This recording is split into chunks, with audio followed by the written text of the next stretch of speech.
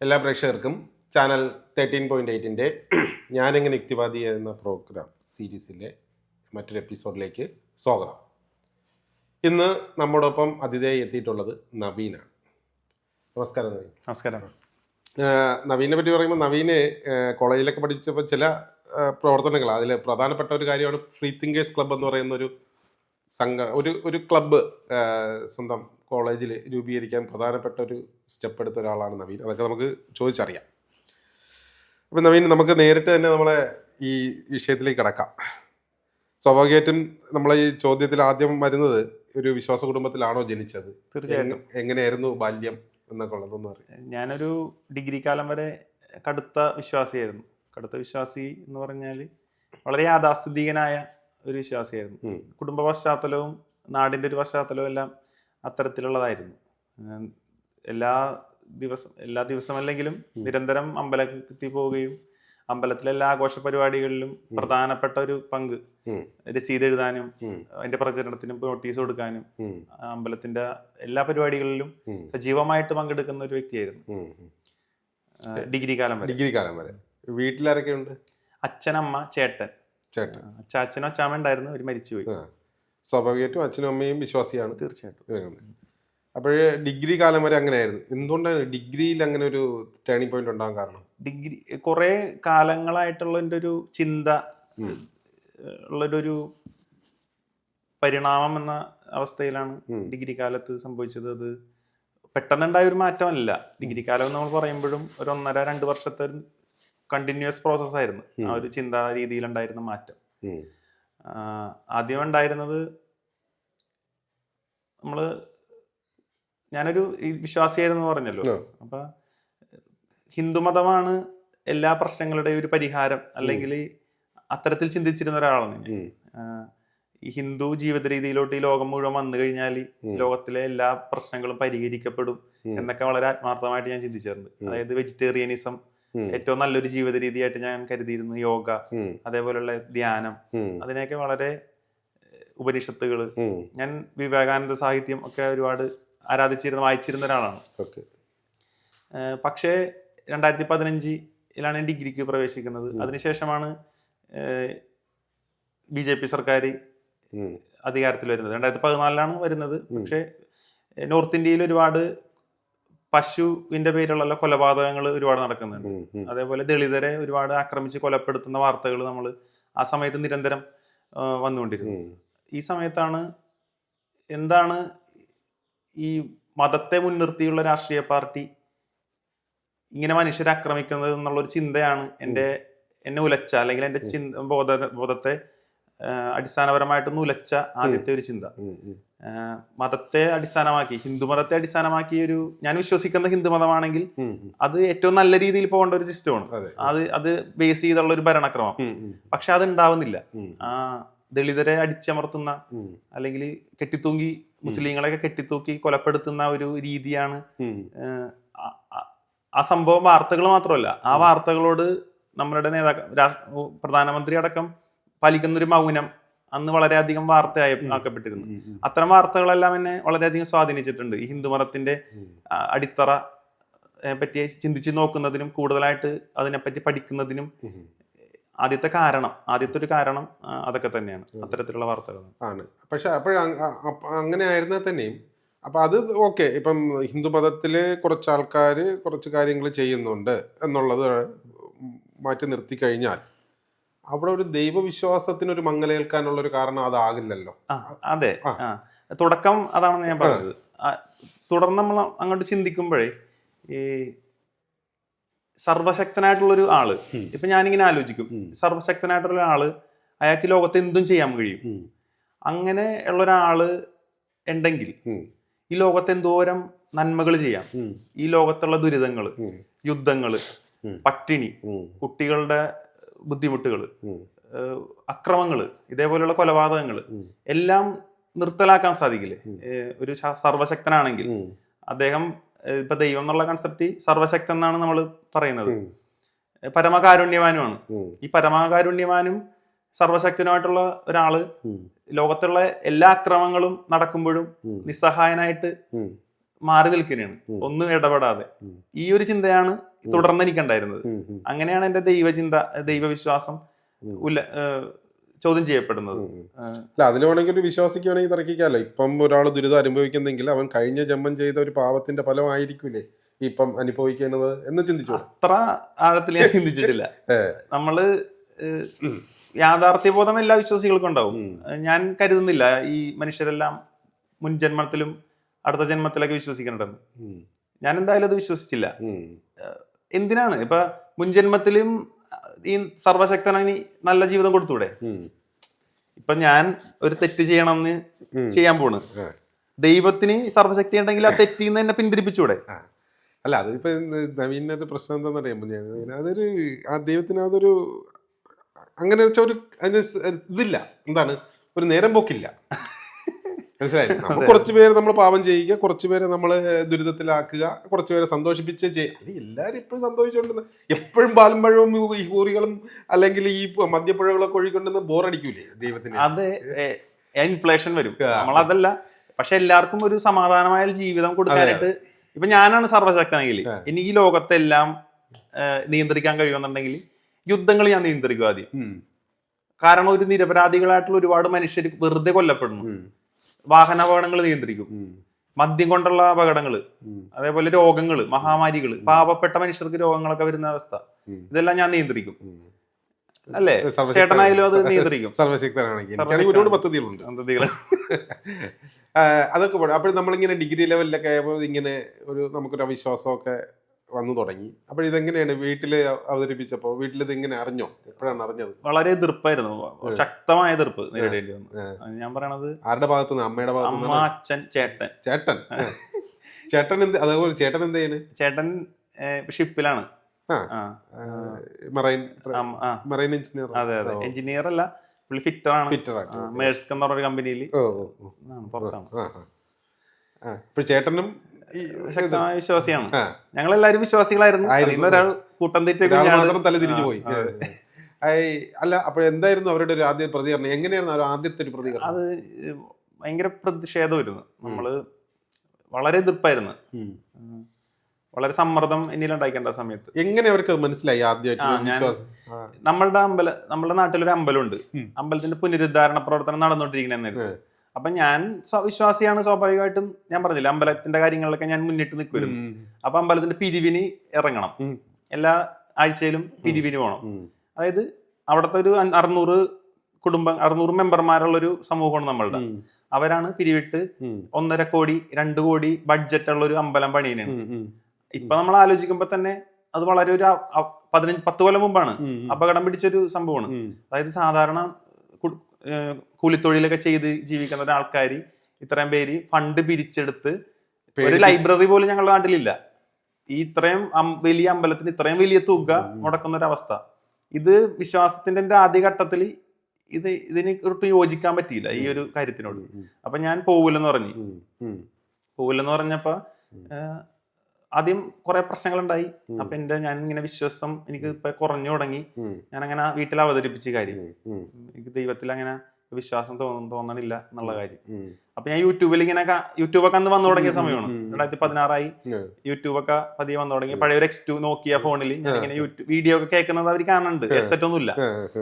അപ്പൊ അവർക്ക് മനസ്സിലായി കാര്യങ്ങള് കൈവിട്ടു പോകുന്നുള്ള അവസ്ഥ അവർക്ക് മനസ്സിലായി. ഭയങ്കര എതിർപ്പായിരുന്നു തുടക്കത്തില്. എന്തായാലും അങ്ങനെ ഒരു തവണ നിർബന്ധപൂർവ്വം ഞാൻ പിരിവിന് പോയിട്ടുണ്ട്, അമ്പലത്തിന്റെ പിരിവിന്. വളരെ വലിയ മാനസിക സംഘർഷ സമയത്ത് അനുഭവപ്പെട്ടിട്ടുണ്ട്. അതാണ് ഒരു പ്രധാനപ്പെട്ട ഒരു പ്രതിഷേധമായിട്ട് വന്നത്. പിന്നെ അത് പതിയെ അവർ അക്സെപ്റ്റ് ചെയ്ത് തുടങ്ങി. അതെ. പിന്നെ 2017 നടന്ന ചാർഭാഗം യുക്തിവാദ പഠന കേന്ദ്രം എന്നുള്ളൊരു സംഘടനയുണ്ട്. അവര് എറണാകുളത്ത് നടത്തുന്ന ചാർഭാഗം എന്ന് പറഞ്ഞൊരു പരിപാടിയിൽ ആണ് ഞാൻ ആദ്യമായിട്ട് പങ്കെടുക്കുന്ന ഒരു സെമിനാർ, യുക്തിവാദ സെമിനാർ. അതിനകത്ത് പോയതും വീട്ടിൽ കുറച്ച് പ്രശ്നങ്ങൾ ഉണ്ടായിരുന്നു. പിന്നെ പറഞ്ഞിട്ടും കാര്യമില്ല എന്നുള്ള രീതിയിൽ അവർ മാറി. പതിയെ പ്രതിഷേധം കുറഞ്ഞു വന്നു. പിന്നെ അവരുടെ കൂടെ അമ്പലങ്ങളിൽ പോകുന്നുള്ള ഒരു പരാതിയായിരുന്നു അവർക്ക്. അതും പതിയെ കുറഞ്ഞു വന്നു. ചേട്ടന്റെ നിലപാട് എന്തായിരുന്നു? പ്രതിഷേധമായിരുന്നു, ഭയങ്കര പ്രതിഷേധം. ചേട്ടൻ ഇപ്പോഴും മാറ്റമൊന്നുമില്ല? ഇപ്പൊ കുറഞ്ഞിട്ടുണ്ട്. ഈ വീഡിയോ കാണുമ്പോ, ഈ വീഡിയോ വരുമ്പോ ലിങ്ക് ഞാൻ അയക്കൂല. അതൊക്കെ കിട്ടിക്കോളും. പിന്നെ എങ്ങനെയായിരുന്നു അപ്പോഴേ ഈ സമയത്ത് സ്വാഭാവികമായിട്ടൊരു വിശ്വാസിയായിരുന്നപ്പോൾ നമ്മളെ കൂട്ടുകാരും പൊതുവെ വിശ്വാസികളായിരുന്നതാണ്. നമ്മൾ അവിശ്വാസിയായി, കൂട്ടുകാർ ആ പഴയ ആ നിലപാടിൽ തന്നെ തുടരുകയും ചെയ്യുന്നു. അവരുമായിട്ട് എങ്ങനെയായിരുന്നു പിന്നെ പൊരുത്തപ്പെട്ടു പോയത്? നാട്ടിലുള്ള കൂട്ടുകാർ മിക്കതും എല്ലാവരും തന്നെ വിശ്വാസികൾ തന്നെയാണ്. അതുകൊണ്ട് എനിക്ക് അങ്ങനെ ഭയങ്കര ഒരു കൂട്ട് പണ്ടേ ഇല്ല. 1-2 പേരൊക്കെ ഉള്ളു. അവരും ഞാനപ്പ ഇങ്ങനെ വിശ്വാസം എന്റെ നഷ്ടപ്പെട്ട കഴിഞ്ഞിട്ടും ഞാൻ അവരോട് ചോദിക്കുമായിരുന്നു, എടാ നിങ്ങൾ എങ്ങനെയാണ് മാറ്റം ഉണ്ടോന്ന് അറിയാൻ വേണ്ടി. നമുക്ക് ആ രീതിയിൽ ഒരു കമ്പാനിയൻഷിപ്പ് കിട്ടണമെങ്കിൽ നല്ലതല്ലേ. പക്ഷെ മാറ്റമൊന്നും ഉണ്ടായില്ല. അവരവരുടെ വഴി, നമ്മൾ ഒരുമിച്ചിരിക്കും, സംസാരിക്കും എന്നല്ലാതെ നമ്മളുടെ കൂട്ടൊക്കെ വന്നത് കോളേജുകളിലും അങ്ങനെ സെമിനാറുകളിൽ പോയി അങ്ങനെ കിട്ടിയ സൗഹൃദങ്ങളിലും ഒക്കെ. പിന്നെ നാട്ടിലാണ്, ഞങ്ങളുടെ നാട്ടിൽ തന്നെയാണ് അൻവിൻ കെടാമംഗലം എന്ന് പറഞ്ഞ ഗായകൻ. അദ്ദേഹമായിട്ട് എനിക്ക് നല്ല സൗഹൃദമായിരുന്നു. പിന്നെ ലൈബ്രറി, കെടാമംഗലം ലൈബ്രറി, സുകുമാരൻ എന്ന് പറഞ്ഞ ഞങ്ങളുടെ പ്രസിഡന്റ്, അവരൊക്കെ ആയിട്ട് നല്ല കൂട്ടായിരുന്നു. അവിടെ എനിക്ക് കുറച്ച് കൂട്ടുകാരൊക്കെ കിട്ടി, സമാനമായിട്ടുള്ള ചിന്താഗതിയൊക്കെയുള്ള.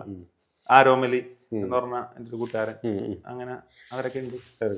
ഈ ഇങ്ങനെ ഈ ഒരു ആശയം വച്ച് പുലർത്തിയത് കൊണ്ട് എവിടെന്നെങ്കിലും തല്ല് കിട്ടിയിട്ടുണ്ടോ? തല്ല് കിട്ടിയിട്ടില്ല, ഭീഷണി ഉണ്ടായിട്ടുണ്ട്. തല്ലും എന്നുള്ള ഭീഷണി ഉണ്ടായിരുന്നു. എവിടെ നിന്നായിരുന്നു? നാട്ടിൽ നിന്നാണ്. ബന്ധുക്കളിൽ നിന്ന് അങ്ങനെയൊന്നും ഉണ്ടായിട്ടില്ല. സ്നേഹം മാത്രം.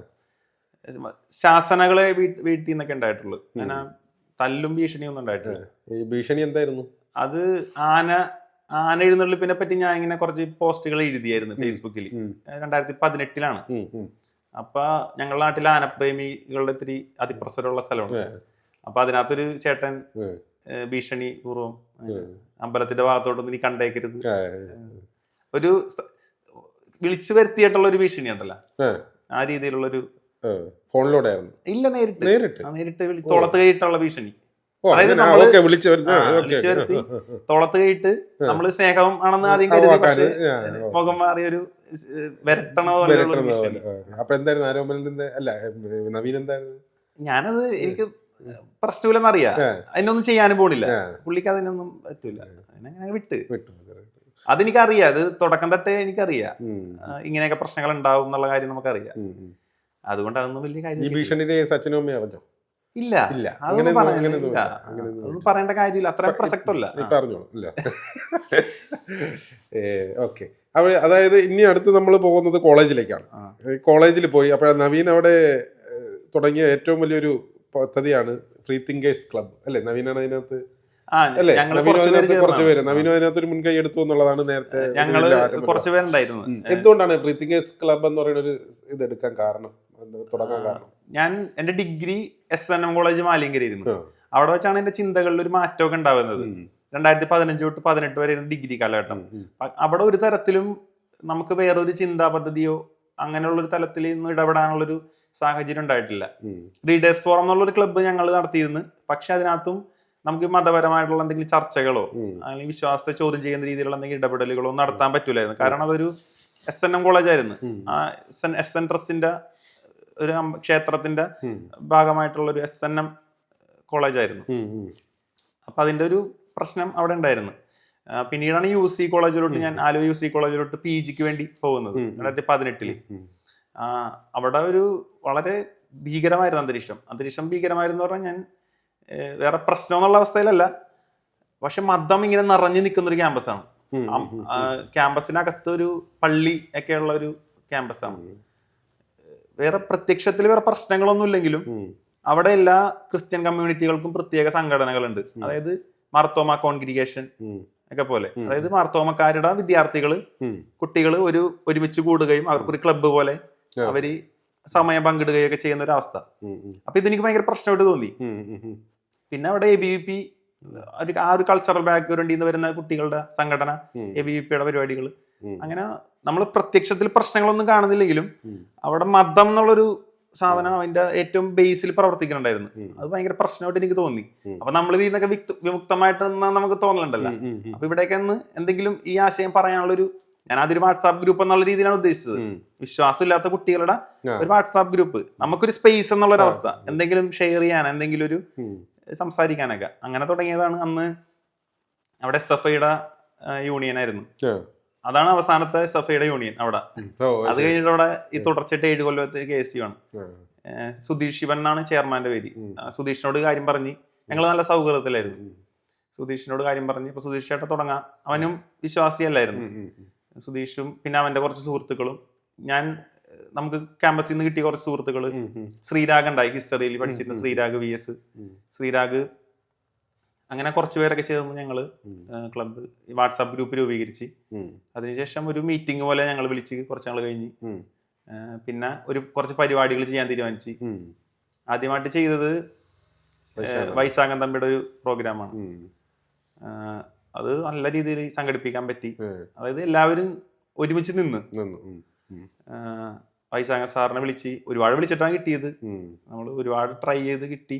സാറ് ക്യാമ്പസിൽ വന്ന് നല്ല രീതിയിലൊരു പരിപാടിയായിരുന്നു. കുറച്ച് വിദ്യാർത്ഥികൾ പങ്കെടുക്കാൻ സാധിപ്പിച്ച് 150ഓളം പേര് നമ്മളുടെ തിങ്ങി നിറഞ്ഞൊരു ഹാള്. ഭയങ്കര സന്തോഷം, ജീവിതത്തിൽ ഒരു സന്തോഷമുള്ള ഒരു സന്ദർഭം. നമ്മൾ പണിയെടുത്തതിന് ഒരു ഫലമുണ്ടായി. പിന്നെ അതിനുശേഷം നമ്മൾ ശാസ്ത്ര സാഹിത്യ പരിഷത്തായിട്ട് ചേർന്നിട്ട് അവിടെ ഒരു വലയ സൂര്യഗ്രഹണം, സോളാർ എക്ലിപ്സ് എന്നുള്ളൊരു സംഭവം അന്ന് വന്നായിരുന്നു. ഒരു ഡിസംബർ 25-നായിരുന്നു ഇതേപോലെ വന്നത്. അന്ന് നമ്മൾ അത് കണ്ട് വലയ സൂര്യഗ്രഹണ സമയത്ത് ഭക്ഷണം കഴിക്കരുതെന്നാണ് ഉള്ളൊരു മിത്തുണ്ടല്ലോ, ഒരു വിശ്വാസം. അതിനെ പൊളിക്കാൻ വേണ്ടി നമ്മൾ ഗ്രഹണ സമയത്ത് മിഠായി വിതരണം ചെയ്ത് അങ്ങനെയൊക്കെ ഒരു പരിപാടി ശാസ്ത്ര സാഹിത്യ പരിഷത്തായിട്ട് ചേർന്നിട്ടായിരുന്നു പരിപാടി ചെയ്തത്. അങ്ങനെ ഒരു പരിപാടി ചെയ്ത് പിന്നെ കലാജാഥ, പരിഷത്തിന്റെ കലാജാഥക്ക് സ്വീകരണം കൊടുത്ത് അത് നമ്മളുടെ ഫ്രീ തിങ്കേഴ്സ് ക്ലബിന്റെ ഒരു ഭാഗമായിട്ടാണ് ചെയ്തത്. പിന്നെ വൈശാഖൻ സാറിന്റെ പരിപാടി കഴിഞ്ഞിട്ടാണ് രവിചന്ദ്രൻ സാറിന്റെ ഒരു പരിപാടി അവിടെ നടത്തി. അതും നല്ല രീതിയിൽ 100-300ഓളം പേര്. അത് നമുക്ക് പുറത്തുനിന്നും ആൾക്കാരെ നമ്മൾ കയറ്റി പരസ്യം കൊടുത്ത് അവര് വന്ന് കുറെ പേര് വന്ന്. അത് നല്ല പരിപാടിയായിരുന്നു. മൈത്രേയന്റെ പരിപാടി ഞാൻ അപ്പോഴത്തേക്കും ഇറങ്ങിയായിരുന്നു. അപ്പോഴത്തേക്ക് കോവിഡ് വന്ന് ഞങ്ങളുടെ ക്ലാസ് കഴിഞ്ഞ് ഞാൻ സെക്കൻഡ് ഇയർ കഴിഞ്ഞ് ഇറങ്ങി. പിന്നീടുള്ള അതിനുശേഷം ആരോമലായിരുന്നു അവിടെ ക്ലബിന് നേതൃത്വം കൊടുത്തത്. ആരോമലി, രശ്മി, അങ്ങനെ കുറച്ച് പേരുണ്ടായി. അവർ ഓൺലൈനായിട്ട് കുറച്ച് പരിപാടികൾ നടത്തിയത് കഴിഞ്ഞ് ഈ വിശ്വനാഥൻ സാറിന്റെ യോഗനെ പറ്റിയുള്ളൊരു ക്ലാസ് നടത്തി. അങ്ങനെ കുറച്ച് പരിപാടികൾ നടത്തി. ഇപ്പൊ എന്താണ് ഫ്രീ തിങ്കേഴ്സ് ക്ലബിന്റെ അവസ്ഥ? ഇപ്പൊ നിലവില് അത് പ്രവർത്തിക്കണില്ല. തുടർച്ച അതിന് കിട്ടിയിട്ടില്ല. സയന്റിഫിക് ടെമ്പറുള്ള ആൾക്കാർ കുറവാണെന്ന് തോന്നുന്നു അല്ലേ? അതെ, തീർച്ചയായിട്ടും ആ ക്യാമ്പസിന്റെ ഒരു പ്രശ്നമാണ്. എല്ലാ ക്യാമ്പസുകളിലും അത് തന്നെയാണ് പ്രശ്നങ്ങൾ. ഒരുപാട് പുരോഗമന ചിന്താഗതിക്കാരുണ്ടെങ്കിലും വിശ്വാസത്തിന്റെ കാര്യത്തിൽ അവരൊക്കെ വളരെ യാഥാസ്ഥിതികമായിട്ടുള്ള ചിന്തിക്കുന്നത്. നമ്മള് കുറ്റിപ്പുഴ കൃഷ്ണപിള്ള കേരളത്തിലെ ആദ്യത്തെ യുക്തിവാദികളിൽ ഒരാളാണ്. 1920കളിൽ കേരള യുക്തിവാദി സംഘത്തിന് തുടക്കം കുറിച്ച ആൾക്കാരിൽ ഒരാളാണ് അദ്ദേഹം. UC കോളേജിലെ അധ്യാപകനായിരുന്നു. UC കോളേജിൽ ഇപ്പോഴും മലയാള വിഭാഗത്തിൽ കുറ്റിപ്പുഴ കൃഷ്ണപിള്ള പഠന കേന്ദ്രമുണ്ട്. അതിന്റെ പ്രവർത്തനങ്ങളും നിലച്ചിരിക്കുകയാണ്. കാരണം അത് കൊണ്ടുപോകാൻ അന്ന് ഞങ്ങൾക്ക് മാർക്കോസ് സാറിന്റെ ഒരു പിന്തുണ ഉണ്ടായിരുന്നു. അവിടെ മലയാളത്തിലുണ്ടായിരുന്ന പ്രൊഫസർ ഡോക്ടർ VP മാർക്കോസ് എന്ന് പറഞ്ഞ സാറിന്റെ സപ്പോർട്ട് ഉണ്ടായിരുന്നു. നിലവിൽ ഇപ്പൊ അങ്ങനത്തെ അധ്യാപകര് കുറവാണ്. ഞങ്ങളുടെ സ്റ്റാഫ് അഡ്വൈസർ മധു സാറായിരുന്നു ഫിസിക്സിലെ. സാറും നല്ല രീതിയിൽ സപ്പോർട്ട് ചെയ്തിട്ടുണ്ട്. പക്ഷെ അതിന് ഒരു തുടർച്ചയില്ല, ഉണ്ടാവുമെന്ന് കരുതുന്നു. ഇനി ഈ നമ്മൾ ഈ ഒരു യുക്തിവാദ ആശയമൊക്കെ കൊണ്ട് നടക്കുമ്പം ഈ കോളേജിൽ നിന്ന് പ്രത്യേകിച്ച് അധ്യാപകരുടെ നിന്ന് എന്തെങ്കിലും വിമർശനങ്ങളോ പ്രശ്നങ്ങളോ വല്ലതും ഉണ്ടായിട്ടില്ല? ഇല്ല, എല്ലാവരും നല്ല സപ്പോർട്ടായിരുന്നു. അതായത് വിശ്വാസികളായിട്ടുള്ള അധ്യാപകരും ഈ മാർത്തോമ കോൺഗ്രിഗേഷനിലുള്ള അധ്യാപകർ പോലും നമുക്ക് നല്ല രീതിയിൽ സപ്പോർട്ടായിരുന്നു. നമുക്ക് പ്രൊജക്ടർ തരലും ഒക്കെ അങ്ങനെയുള്ള ആൾക്കാരായിരുന്നു. കാരണം UC കോളേജിൽ അങ്ങനെ സംവാദത്തിൻ്റെതായിട്ടുള്ള ഒരു അന്തരീക്ഷം ഉണ്ട്. കംപ്ലീറ്റ് ആയിട്ടുള്ള ഒരു അന്തരീക്ഷം ഉണ്ട്. നമുക്കൊരു എന്താശയം പറയാവുന്ന, എല്ലാം വാദിക്കാവുന്ന ഒരു സ്ഥലമായിട്ട് UC കോളേജ് എപ്പോഴും നിലനിൽക്കുന്നുണ്ട്. മതത്തിന്റെ ഒരു സ്ഥലമായിട്ട് പോലും. അത് ഈ കുറ്റിപ്പുഴ കൃഷ്ണപിള്ളനെയൊക്കെ ഉൾക്കൊണ്ട ഒരു പാരമ്പര്യമുള്ളതുകൊണ്ട് ഗാന്ധി ഒക്കെ വന്നുപോയ ഒരു പാരമ്പര്യം, മതേതരത്വത്തിന്റെ ഒരു പാരമ്പര്യം UC കോളേജിൽ ഇപ്പോഴും നിലനിൽക്കുന്നുണ്ട്. ഈ ഇപ്പം ഇങ്ങനെ ഒരു യുക്തിവാദ ആശയത്തിലോട്ട് വന്നത് കൊണ്ട് ഈ നവീനുണ്ടായ നേട്ടങ്ങൾ കോട്ടങ്ങളും എന്ന് പറയാൻ പറ്റും? നേട്ടങ്ങൾ എന്ന് പറഞ്ഞാൽ ഭയങ്കര സമാധാനമുണ്ട്. അതായത് നമ്മൾ ഈ വിശ്വാസം ഒരു ഭാരം ഇറക്കി വെച്ചൊരു സുഖമായിരുന്നു എനിക്ക് ആ സമയങ്ങളിലും ഇപ്പോഴും. അതായത് നമ്മളുടെ ചിന്തകളെ നമ്മൾ ഒരുപാട് തലങ്ങളിലോട്ട് വിടർത്താൻ നമുക്ക് പറ്റി. ചിറക് വിരിക്കുന്ന പോലെ ഒരു അവസ്ഥ. അതുവരെ നമ്മൾ എന്തൊക്കെയോ പേടിച്ചാണ് ജീവിച്ചിരുന്നത് എന്നുള്ളൊരു രീതിയായിരുന്നു. ഒരുപാട് ആങ്സൈറ്റികളുള്ള ഒരു മനുഷ്യനായിരുന്നു ഞാൻ. പക്ഷേ വിശ്വാസിയല്ലാതായതിനു ശേഷം ഒരുപാട് സ്വതന്ത്രമായ പോലെ എല്ലാ കാര്യങ്ങളിലും ഒരു ഒരു വിശാലമായ ഒരു ലോകം അനുഭവപ്പെടാൻ തുടങ്ങി എന്നുള്ളതാണ് എനിക്കൊരു തോന്നിയിട്ടുള്ളത്. കോട്ടങ്ങൾ എന്തെങ്കിലും ഉണ്ടായിട്ടുണ്ടോ? കോട്ടങ്ങള് സ്വാഭാവികമായിട്ടുള്ള ഒരു ചില സാമൂഹിക സമ്മർദ്ദങ്ങൾ അതേ ഉള്ളു. വീട്ടിലെ സമ്മർദ്ദങ്ങൾ വീട്ടിൽ ഇല്ല, വീട്ടിലെ തുടക്കത്തിലുണ്ടായിരുന്ന. പിന്നെ അവരൊരു ടൂർ പോകുമ്പോ ക്ഷേത്രങ്ങളിലായിരിക്കും സ്വാഭാവികമായിട്ട് പോകുന്നത്. അത് പോകാൻ പറ്റില്ല എന്നുള്ളൊരു സാധനം അല്ല, നമുക്ക് അവിടെ പോകുന്ന എനിക്കത് തോന്നാറില്ല. ഇപ്പൊ പഴനിക്ക് പോകുമ്പോ വേറെ എന്ത് കാണാനാണ്? പഴനി മല കയറാന്നുള്ളതാണ്.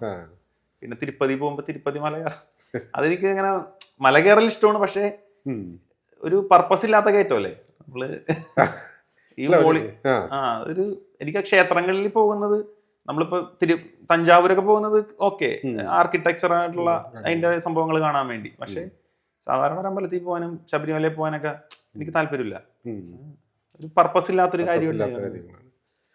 ഈ നമ്മളിപ്പോൾ നേരത്തെ നമ്മൾ ഈ നമ്മുടെ എല്ലാ എപ്പിസോഡുകളിലും ചോദിക്കുന്ന ഒരു ചോദ്യമാണ് ഈ നമ്മളെ മനുഷ്യൻ്റെ ഒരു യുക്തിബോധം, സാമൂഹ്യ ജീവി എന്നുള്ള രീതിയിലുള്ള യുക്തിബോധം. ഉദാഹരണത്തിന് കൊറോണ വന്നപ്പോഴും, ഇപ്പം ഈ നേരത്തെ നമ്മൾ പറഞ്ഞതുപോലെ സ്വർണ്ണക്കൊള്ളയുടെ ഒരു കേസ് വന്നപ്പോഴും, എന്തുകൊണ്ടാണ് ആൾക്കാർക്ക് ഈ ഒരു കാര്യം ചിന്തിക്കാതെ, ഇങ്ങനെ ഒരു ലോജിക്കും ഇല്ലാതെ, യുക്തിയും ഇല്ലാതെ പെട്ടെന്ന് തന്നെ, അതായത് കൊറോണ വന്നു, ക്ഷേത്രങ്ങളിലേക്ക് വരണ്ടെന്ന് പറഞ്ഞു, ക്ഷേത്രങ്ങൾ അടച്ചിട്ടു അല്ലേ? നമ്മളൊരു അഭയസ്ഥാനത്തിന് പോകുന്ന ഒരു വലിയ പ്രതിസന്ധി വരുമ്പോഴാണ് നമ്മൾ സാധാരണ വിശ്വാസികളെല്ലാം അമ്പലത്തിൽ പോകുന്നത്. പക്ഷെ കൊറോണ എന്ന് പറഞ്ഞാൽ ഏറ്റവും വലിയൊരു മഹാമാരിയായിരുന്നു. അപ്പോഴും അമ്പലത്തിൽ പോകരുതെന്ന് പറഞ്ഞു, നീ ഇങ്ങോട്ട് വരരുതേ എന്ന് പറഞ്ഞു, ദൈവം ഇത് ഞാനിങ്ങനെ ജീവിച്ചു പോട്ടെ. എന്തുകൊണ്ടായിരിക്കും വിശ്വാസികൾ ഇത് കഴിഞ്ഞിട്ട് പിന്നെ ശയനപ്രദർശനവും വിളക്ക് കത്തിക്കലും കാര്യങ്ങളൊക്കെ ഒരു കാരണം എന്തായിരിക്കും? അത് ബേസിക്കലി കൊറോണ വന്നപ്പോൾ അവർ വിശ്വാസം ഉപേക്ഷിച്ചിട്ടില്ല. വിശ്വാസം അനുഷ്ഠിക്കാനുള്ള അവരുടെ സാഹചര്യം ഇല്ലാണ്ടായെന്നതേ ഉള്ളൂ. പിന്നെ എന്തുകൊണ്ടായിരിക്കും അങ്ങനെ ഒരു ആളുണ്ടെങ്കിൽ കൊറോണ വരേണ്ട ആവശ്യമില്ല, അവിടെ വരണ്ടെന്ന് പറയണ്ടെന്നുള്ളതല്ലേ? അതുകൊണ്ടാണല്ലോ അവരെ വിശ്വാസികളെന്ന് വിളിക്കുന്നത്. അവര് യുക്തി മാറ്റിവെച്ച് ജീവിതത്തിന്റെ എല്ലാ സാഹചര്യങ്ങളിലും യുക്തി ചിന്തിക്കുകയും വിശ്വാസം വരുമ്പോ യുക്തിയെ മാറ്റിവെച്ച് വിശ്വാസം എടുക്കുകയും ചെയ്യുന്ന ആ രീതിയാണ് നമ്മളുടെ മനുഷ്യർക്ക്. അതുകൊണ്ടാണ് അവരെ വിശ്വാസികളെന്ന് വിളിക്കുന്നത്. വിശ്വസിക്കേണ്ടി വരുന്നത് അതുകൊണ്ടാണല്ലോ. യുക്തി ഇല്ലാത്തതുകൊണ്ടാണ് വിശ്വസിക്കേണ്ടി വരുന്നത്. യുക്തി ഇല്ലാത്തത് കൊണ്ടാണ് വിശ്വസിക്കേണ്ടി വരുന്നത്. യുക്തിയോടെ ചിന്തിക്കണമെങ്കിൽ ഇപ്പൊ ഈ കൊറോണയുടെ ഒരു ഉദാഹരണം മാത്രം മതി. എല്ലാ അമ്പലങ്ങളും പൂട്ടി, എല്ലാ പള്ളികളും പൂട്ടി, ദൈവങ്ങളെല്ലാം മാളത്തിലായിരുന്നു. അപ്പോഴും ഒരു പ്രശ്നമില്ലാണ്ട് ലോകം മുന്നോട്ട് പോയി. കുറെ മനുഷ്യരുടെ പ്രയത്നങ്ങൾ കൊണ്ട് മാത്രമാണ് തടസ്സങ്ങൾ ഒഴിവാക്കി കിട്ടിയത്. മനുഷ്യർ കൊണ്ട് മാത്രമാണ്, സ്നേഹം കൊണ്ട് മാത്രമാണ് അന്ന് കുറെ അതിജീവനം നടന്നത്. അത് മനസ്സിലാക്കാൻ കഴിഞ്ഞാല് അതാണല്ലോ യുക്തിവാദികളും വിശ്വാസികളും തമ്മിലുള്ള വ്യത്യാസം. ദൈവം സോഷ്യൽ മീഡിയയിൽ മരിക്കുന്നു എന്ന് ഞാൻ ഒരു സ്റ്റേറ്റ്മെന്റ് പറഞ്ഞാൽ ശരിയാണ് തെറ്റാണ്? ഒരു പരിധി വരെ. അതിന്റെ ഉദാഹരണമാണ് ഞാൻ. സോഷ്യൽ മീഡിയ വന്നതിന് ശേഷമാണ് അതെനിക്ക് ഒരുപാട് സഹായിച്ചിട്ടുണ്ട്. ഞാൻ പറഞ്ഞില്ലേ, തുടക്കം ആനുകാലികങ്ങൾ വായിച്ചും ഒക്കെ ആണെങ്കിലും തുടർച്ച യൂട്യൂബ് എന്നെ ഒരുപാട് സഹായിച്ചിട്ടുണ്ട്. യൂട്യൂബിൽ ജബ്ബാർ മാഷ്, വിശ്വനാഥൻ സി, രവിചന്ദ്രൻ സാറ്, വൈശാഖൻ തമ്പി പോലെയുള്ള ആൾക്കാരുടെ ഒരുപാട് പ്രഭാഷണങ്ങൾ എന്റെ ആശയപരമായ അടിത്തറ ഇടുന്നതിന് സഹായിച്ചിട്ടുണ്ട്. അപ്പൊ ഇതേപോലെ തന്നെ മതവിശ്വാസികളും അതിനെ അത്രയും തന്നെ യൂട്യൂബും ഈ സോഷ്യൽ മീഡിയ ഉപയോഗിക്കുന്നുണ്ടല്ലോ. അതെ ഉണ്ട്. അല്ല, എനിക്ക് തോന്നുന്നത് നമ്മൾ ഇപ്പം ഈ പറഞ്ഞ യുക്തിവാദം അല്ലെങ്കിൽ സ്വതന്ത്ര ചിന്തകർ ഉപയോഗിക്കുന്നതിനേക്കാളും കൂടുതൽ വളരെ പ്രൊഫഷണലായിട്ട് ഈ പറയുന്ന സോഷ്യൽ മീഡിയ ഹാൻഡിൽസ് ഉപയോഗിക്കുന്ന അവര് എല്ലാ കാര്യങ്ങളിലും പ്രൊഫഷണലാണ്. എല്ലാ കാര്യങ്ങളിലും ഒരു പ്രൊഫഷണലാണ്, ശാസ്ത്രീയമാണ്, സയന്റിഫിക് ആണ്. പക്ഷെ ഈ വിശ്വാസത്തിന്റെ കാര്യം മാത്രം വരുമ്പോഴാണ് അവർ യുക്തി മാറ്റി വെച്ചിട്ട് വിശ്വാസത്തിന്റെ ചൂസ് ചെയ്യുന്നത്. ഈ ഉദാഹരണം നമ്മളിപ്പോ ഈ കൃപാസനം പത്രം വന്നു. ഇപ്പം കൃപാസനം ഇപ്പൊ ഈ പറഞ്ഞതുപോലെ ഇന്നിപ്പം നമ്മളെ ജോർജ് ജേസിയുടെ കൃപാസനവും വിശ്വാസ തട്ടിപ്പുകളും എന്ന് പറഞ്ഞൊരു വീഡിയോ ഉണ്ടായിരുന്നു. അതിനകത്ത് പുള്ളി പറയുന്നത് ഒരു കാര്യം എന്ന് പറഞ്ഞാൽ, നിങ്ങളൊരു ഞായറാഴ്ച ദിവസം ഇവിടുന്ന് പോവുകയാണെങ്കിൽ എറണാകുളത്ത് നിന്ന് നിങ്ങൾക്ക് കൊല്ലം വരെ പോകുന്നുണ്ടെങ്കിൽ നിങ്ങൾക്ക് ഒരു ബസ്സിലും കയറാൻ പറ്റില്ല. നിങ്ങൾ അങ്ങനെ കയറിയാൽ, നിങ്ങൾ അങ്ങനെ നിന്ന് കഴിഞ്ഞാൽ നിങ്ങൾക്ക് ഒരിക്കലും എത്താൻ പറ്റില്ല. നിങ്ങൾ ധൈര്യമായിട്ട് അതിനകത്ത് കയറണം. കയറിയിട്ട് നിങ്ങൾ ആ കലവൂര് കഴിയുമ്പോൾ ബസ് കാലിയാണ്, നിങ്ങൾക്ക് സുഖമായിട്ടിരുന്നു. അത്രയും വരെ നിങ്ങൾ സ്ട്രഗിൾ ചെയ്താൽ മതി. ഇത് എനിക്കൊരു അബദ്ധം പറ്റിയതാണ്. ഞാൻ ഒരു ദിവസം എനിക്ക് കൊല്ലത്തൊരു ഷൂട്ടിന് പോകാൻ വേണ്ടിയിട്ട് വന്നപ്പം ഞാൻ ബുക്ക് ചെയ്ത ബസ് കുണ്ടന്നൂർ വെച്ച് ബ്രേക്ക് ഡൗൺ ആയി. പിന്നെ ഞാൻ നോക്കും വരുന്ന വണ്ടികളെല്ലാം നിറഞ്ഞു കവിഞ്ഞ് സൂപ്പർ ഫാസ്റ്റുകളെല്ലാം പോകുന്നു. ഞാൻ കുറേ വണ്ടികൾ ഇപ്പൊ ഈ ക്യാമറയും കൊണ്ട് കയറാൻ പറ്റാത്തത് കൊണ്ടേ അവസാനം ഞാൻ ഇങ്ങനെ നിന്ന് കഴിഞ്ഞാൽ ഷൂട്ട് നടക്കില്ല. ഞാനൊരു വണ്ടിയിൽ കയറി, ഈ കലവൂർ എത്തിയപ്പോൾ പിന്നെ ഞാനും വേറെ 3 പേരും ഉണ്ട് കണ്ടക്ടർ. അത് ഉള്ളൂ. അപ്പം ഞാനിങ്ങനെ ആലോചിച്ചു, അപ്പോൾ അതിരാവിലെ എഴിച്ച് മറ്റ് ജില്ലകളിൽ നിന്നും ഇങ്ങനെ ഒരു ഇത് പോയി. എന്നിട്ട് അവിടെ നമ്മൾ ആ ഒരു പ്രദേശത്തൂടെ നമുക്ക് പോയി കഴിഞ്ഞാൽ അറിയാം എന്തുമാത്രം വിശ്വാസികളാണ് അവിടെ വന്ന് തമ്പടിച്ച്. ഇത് എന്തുകൊണ്ടായിരിക്കും ഈ പറയണ ജീവിതത്തിന്റെ സമ്മർദ്ദം താങ്ങാൻ പറ്റാത്തതാണോ, ജീവിതത്തിന്റെ ഈ ഓട്ടം വേഗത്തിലുള്ള ഓട്ടത്തിൽ പല കാര്യങ്ങളും മറന്നു പോകുന്നത് കൊണ്ടാണ്, എന്തുകൊണ്ടായിരിക്കും ഇത്രത്തോളം ഇങ്ങനെ? അതായത് നമ്മൾ മദ്യവും മയക്കുമരുന്ന് ലഭിക്കുന്നിടത്ത് ഇപ്പം ബിവറേജിൽ ക്യൂ നിൽക്കുന്ന കണ്ടിട്ടില്ലേ, ഇതേപോലെ ഇതിനകത്ത് അപ്പുറമാണ് ഇവിടെ. രണ്ടും ലഹരിയാണ്, മദ്യത്തേക്കാൾ ലഹരിയാണ് ഈ വിശ്വാസം. അപ്പൊ എന്തായിരിക്കും അതിന്റെ ഒരു പ്രധാനപ്പെട്ട? അത് ഇത് തന്നെയാണ് കാരണം. ഈ അത്ര അഡിക്റ്റ് ആയിട്ടുള്ള ഒരു അവസ്ഥയാണ് ഈ വിശ്വാസം എന്നുള്ളത്. നമ്മൾ വിശ്വസിച്ച് കഴിഞ്ഞാൽ അതില്ലാണ്ട് പറ്റാത്തൊരവസ്ഥ. മനുഷ്യന്റെ ആർത്തി സ്വാർത്ഥതയാണോ? തീർച്ചയായിട്ടും അത് മനുഷ്യന്റെ ബേസിക് ആയിട്ടുള്ളൊരു ചോദനയാണ് ഈ ആർത്തി, അല്ലെങ്കിൽ ആഗ്രഹം, പേടി. ഇത് രണ്ടും. അത് കാരണമാണ് ഇത്രയും വിശ്വാസ ബിസിനസ്സുകൾ ഇത്രയും ക്ലച്ച് പിടിക്കാനുള്ള ഒരു കാരണം. ഈ നമ്മളിപ്പോൾ സാറിപ്പോൾ ഒരു ആഗ്രഹമുണ്ട്, സാറിപ്പോൾ നടക്കാൻ വേണ്ടി നമ്മൾ ആഗ്രഹിക്കേണ്ട ഒരു കാര്യം, സാറ് പോയി ഒരു ഉടമ്പടി എടുത്തു കഴിഞ്ഞാൽ അത് സാറിന് അടുത്ത ദിവസം നടന്നു കിട്ടണമെങ്കിൽ സാർ ഇനിയും പോവും, 10 പേരോട് പറയുകയും ചെയ്യും. ഇവര് ചിന്തിക്കുന്നില്ല ഇത് ഇല്ലെങ്കിൽ നടക്കാൻ പോണ കാര്യമാണ്. സാറിനൊരു വണ്ടി വാങ്ങണമെന്ന് ആഗ്രഹമുണ്ട്, സാറ് പണിയെടുക്കുന്നുണ്ട്, സാറിന് പൈസ കിട്ടുന്നുണ്ട്, പൈസ ആവുമ്പോൾ സാറ് വണ്ടി എടുക്കും. ഇപ്പൊ വിശ്വാസിയാണെങ്കിൽ ഉടമ്പടി എടുക്കും, പണിയെടുക്കും. അപ്പൊ പൈസ കിട്ടുമ്പോൾ വണ്ടി എടുക്കും, അപ്പൊ ഉടമ്പടി അവിടെ പോയിട്ട് ഇത് കൊടുക്കും. പിന്നെ 10 പേരോട് നമ്മൾ പരസ്യം ചെയ്യും, പത്രം വിൽക്കും, പത്രം കൊടുക്കും, ഉപ്പ് തരും. അത് തന്നെ. അതായത് നമ്മളെല്ലാം ചെയ്യുന്ന കാര്യം അവര് വിശ്വാസം കൂടെ കുറച്ചും കൂടി ഇട്ട് ചെയ്യുന്നുള്ള വ്യത്യാസം മാത്രം. ഇതിന്റെ ഒരു പ്രശ്നം ഇത് കാരണം ശരിയായിട്ടുള്ള പരിഹാരം ആവശ്യമുള്ള സാധനങ്ങൾ കിട്ടാതെ പോകുന്നു. അതിപ്പോ ഒരു അസുഖമുള്ള ഒരാള് കൃപാസനത്തിൽ പോയി ഉടമ്പടി എടുത്തു കഴിഞ്ഞാല് ആശുപത്രി പോകണമെങ്കിൽ കുഴപ്പമില്ല, പക്ഷെ ആശുപത്രി പോവാതിരിക്കുന്നു പ്രശ്നം. ഇപ്പൊ ക്യാൻസർ ഉള്ള ഒരാള്, ഒരു ട്യൂമർ ഉള്ള ഒരാള്, അയാള് ഉടമ്പടി എടുത്തു കഴിഞ്ഞാൽ അയാൾക്കൊരു ആശ്വാസം തോന്നും. അതുകൊണ്ട് അയാള് ഉടമ്പടിയാണ് പരിഹാരം എന്നുള്ള രീതിയിൽ ആശുപത്രിയിൽ അല്ലെങ്കിൽ ചികിത്സക്ക് പോവാതിരിക്കും. പക്ഷെ രോഗം മുറിച്ച് അയാൾ മരിച്ചു പോകും.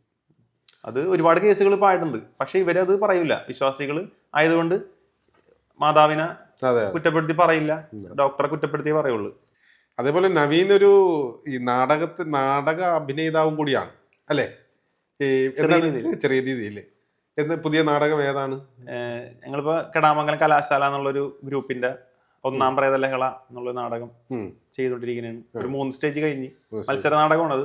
ഈ കലയെ ഈ ദൈവങ്ങളും വിശ്വാസങ്ങളും മതങ്ങളും ഏറ്റെടുത്തു എന്നുള്ളത് ഇല്ല, പരിധി വരെ ശരിയാണോ? അതോ അത് ഭൂരിഭാഗം വിശ്വാസികളായതുകൊണ്ട് ആ രീതിയിൽ കലയിലും മതത്തിന്റെ സ്വാധീനം ഉണ്ടെന്നേ ഉള്ളൂ, അല്ലാതെ ഏറ്റെടുത്തിട്ടൊന്നുമില്ല. നമ്മൾ ഒരുപാട് പേര് ഇങ്ങനെ ഉണ്ടല്ലോ.